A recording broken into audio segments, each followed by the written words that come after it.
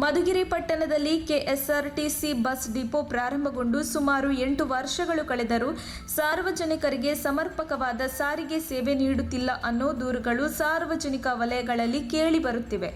ಪಾವಗಡ ತಾಲೂಕಿನ ಎಲ್ಲ ಹೋಬಳಿಯ ಕೇಂದ್ರಗಳಿಂದ ಬೆಂಗಳೂರಿಗೆ ನೇರ ಬಸ್ ಸೌಲಭ್ಯವಿದ್ದು, ಮಧುಗಿರಿ ತಾಲೂಕಿನ ಐಡಿಹಳ್ಳಿ ಹೋಬಳಿಯ ತಾಡಿ ಗ್ರಾಮದಿಂದ ಮಾತ್ರ ಬೆಂಗಳೂರಿಗೆ ನೇರ ಬಸ್ ಸೌಲಭ್ಯ ನೀಡಲಾಗಿದೆ.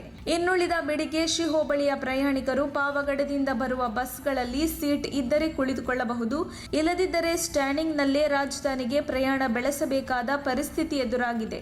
ದೊಡ್ಡೇರಿ, ಪುರವರ, ಕೋಡಿಗೇನಹಳ್ಳಿ ಹೋಬಳಿಗಳ ಜನತೆ ಮಧುಗಿರಿಗೆ ಬಂದು ಇಲ್ಲಿಂದ ಸಾರಿಗೆ ಬಸ್ಗಳಲ್ಲಿ ಸೀಟು ಸಿಕ್ಕಿದರೆ ಆರಾಮವಾಗಿ ಪ್ರಯಾಣ ಬೆಳೆಸಬಹುದು, ಇಲ್ಲದಿದ್ದರೆ ಖಾಸಗಿ ಬಸ್ಗಳಲ್ಲಿ ಬೆಂಗಳೂರು ತಲುಪಬೇಕಾಗುತ್ತದೆ. ಕೆಎನ್ ರಾಜಣ್ಣನವರು ಶಾಸಕರಾಗಿದ್ದಾಗ ಸಾರ್ವಜನಿಕರ ಮನವಿಗೆ ಸ್ಪಂದಿಸಿ 4 ಸಿಂಗಲ್ ಬಸ್ ಸೇವೆಗಳನ್ನು ಲೋಕಾರ್ಪಣೆಗೊಳಿಸಿದರು.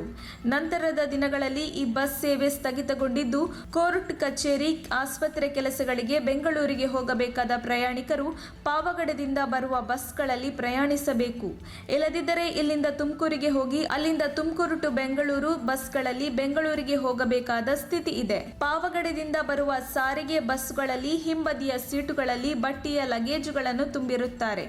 ಮಧುಗಿರಿಯ ಪ್ರಯಾಣಿಕರಿಗೆ ಸೀಟುಗಳು ಸಿಗುವುದಿಲ್ಲ. ತಾಲೂಕಿನ ಜನಪ್ರತಿನಿಧಿಗಳು ಈ ಬಗ್ಗೆ ಗಮನ ಹರಿಸಿ ಸಾರಿಗೆ ವ್ಯವಸ್ಥೆಯನ್ನು ಉತ್ತಮಗೊಳಿಸುತ್ತಾರೆ ಎಂದು ಪ್ರಯಾಣಿಕರು ನಿರೀಕ್ಷಿಸುತ್ತಿದ್ದಾರೆ. ವರದಿ ಅಭಿದ್, ಮಧುಗಿರಿ.